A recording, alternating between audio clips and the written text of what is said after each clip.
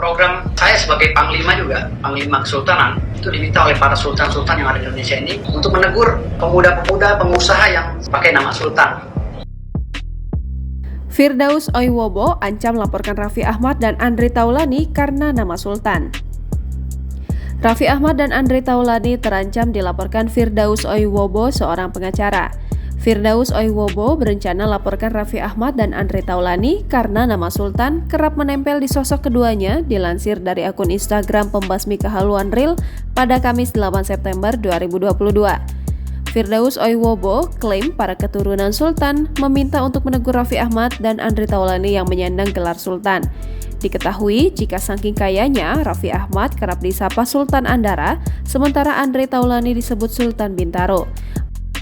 Melihat kekayaan mereka, Raffi Ahmad dan Andre Taulany disebut-sebut hidup bak sultan oleh netizen.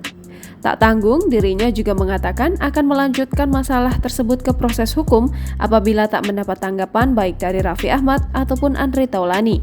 Firdaus Oiwobo sendiri mengaku sebagai salah satu cicit sultan yang sudah memiliki gelar tersendiri. Bahkan ia juga menyandang jabatan Panglima Sultan. Hal tersebut pun sontak mengundang banyak komentar netizen. Tak sedikit yang menyebut jika Firdaus Oiwobo kini kembali berulah.